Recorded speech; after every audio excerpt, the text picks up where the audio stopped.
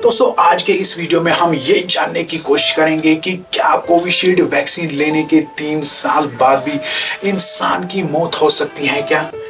एक पैनिक फैल गया है लोगों में, एक दूसरे से यही पूछा जा रहा है कि क्या हम मरने वाले हैं, और यही चीज देख के मैं ये वीडियो बना रहा हूं। चलिए पहले पूरी कहानी समझ लेते हैं, कहां से ये बवाल शुरू हुआ।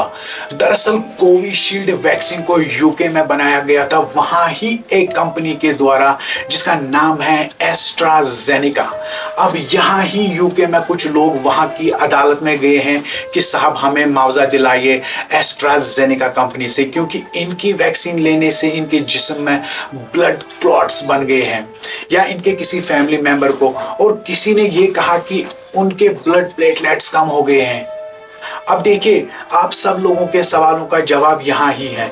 इन सब केस करने वाले लोगों में से किसी ने ये नहीं कहा कोर्ट से कि साइड इफेक्ट्स 1 साल बाद या 3 साल बाद हुए, बल्कि कहा वैक्सीन लेने के कुछ ही हफ्तों बाद। फिर कोर्ट एस्ट्राजेनेका को बुलाता है सफाई के लिए, और वो कहते हैं जी हाँ ऐसे साइड इफेक्ट्स हो सकते हैं, लेकिन प्रोबेबिलिटी ये है कि 1 लाख लोगों में से एक को हो सकता है, और वो भी ज्यादा से ज्यादा वैक्सीन लेने के 1.5 महीने तक। और ये भी जरूरी नहीं है कि उस एक को भी होगा ही होगा, ऐसा भी नहीं है, नहीं भी हो सकता है। और जो दुनिया के वैक्सीन बनाने वाले टॉप साइंटिस्ट्स हैं वो भी कहते हैं कि दुनिया की कोई ऐसी वैक्सीन नहीं है जिसे लेने के 3 साल बाद भी उसका कोई साइड इफेक्ट होगा। वो कहते हैं ज्यादा से ज्यादा 6 महीने तक साइड इफेक्ट्स हो सकते हैं, लेकिन उसके बाद कतई नहीं। इसका मतलब है लोगों को कतई घबराने की जरूरत नहीं है। अगर कोई साइड इफेक्ट होता तो पहले ही 1.5 महीने में होता वैक्सीन लेने के बाद। अब कोई चांस नहीं है साइड इफेक्ट का। चलिए अब थोड़ी सी जनरल इंफॉर्मेशन देता चलूं आपको। दरअसल दुनिया की कोई ऐसी दवाई नहीं है जिसका कोई साइड इफेक्ट ना हो। यहां तक कि पैरासिटामोल खाने से भी साइड इफेक्ट्स हो सकते हैं, जैसे उसके डिफरेंट टाइप्स के जो रिएक्शंस होते हैं। आप गूगल कीजिए, हर किसी मेडिसिन के साइड इफेक्ट्स गूगल आपको दिखाएगा। यहां तक कि जो मल्टीविटामिन मेडिसिन जो होते हैं उनमें भी साइड इफेक्ट्स होते हैं। दोस्तों दरअसल दुनिया की हर एक चीज में, हर एक काम में जो है रिस्क फैक्टर इन्वॉल्व होता ही होता है। अगर मैं बात करूं छोटे से छोटे ऑपरेशन की, तो आपने देखा होगा ऑपरेशन से पहले जो है हॉस्पिटल अथॉरिटीज जो है बॉन्ड साइन करके लेते हैं अटेंडेंट से, ताकि अगर पेशेंट की जो है मौत हो जाती है ऑपरेशन के द्वारा, ताकि कल को वो जो है हॉस्पिटल अथॉरिटीज को न पकड़े, क्योंकि उसमें भी रिस्क फैक्टर इन्वॉल्व होता है। ऐसा नहीं होता है कि जो एनेस्थीसिया दिया जाता है इसमें कोई गारंटी नहीं होती है कि पेशेंट जो है फिर वापस होश में आएगा ही आएगा, क्योंकि उसमें भी रिस्क फैक्टर होता है, उसमें भी मोर्टेलिटी रेट होती है।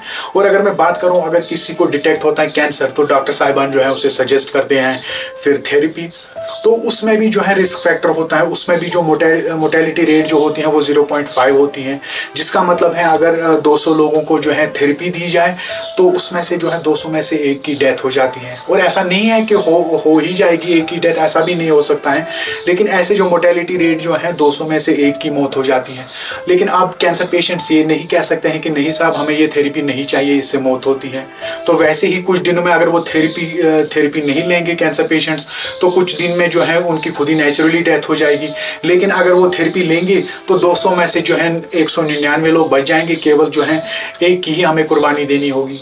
बहरहाल वैसे ही जो है ये वैक्सीन भी है, और इसमें सोचिए, इसमें प्रोबेबिलिटी ये है कि 1 लाख लोगों में से जो है एक ही को जो है ब्लड क्लॉट्स होते हैं। हालांकि मौत भी नहीं होती है, केवल ब्लड क्लॉट्स हो सकते हैं। हालांकि उससे फिर जो है हार्ट अटैक या बाकी चीज़ें जो है उसके बाकी सारे जो है साइड इफेक्ट्स हैं। अब देखिए डेटा कहता है कि अगर 1 लाख लोगों को कोविड हो जाता है तो उसमें से 5000 मर जाते हैं।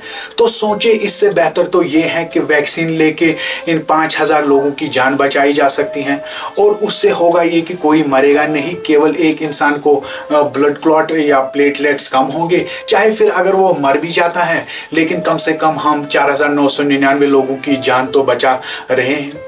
बहरहाल आखिर में आपसे यही रिक्वेस्ट है कि अपने जानने वालों के साथ भी ये वीडियो जरूर शेयर करें, ताकि वो भी इस मिस इन्फॉर्मेशन से जो है बाहर निकले, और जो लोग इंटरनेट चलाना नहीं जानते हैं उन्हें वर्बली समझाइए।